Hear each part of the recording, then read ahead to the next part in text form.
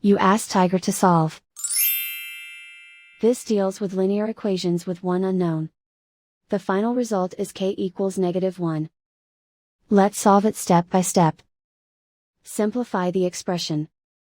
Expand the parentheses. Simplify the arithmetic.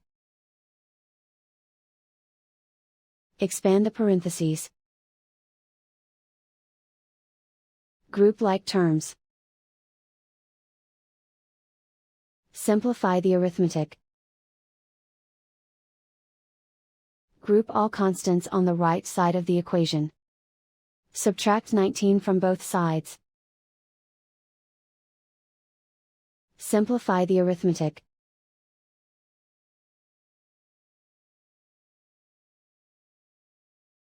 Isolate the k. Divide both sides by -4.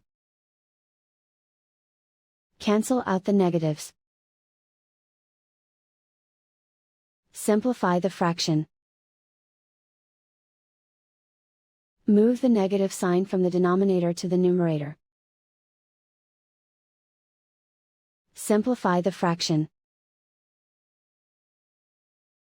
And so the final result is k equals -1.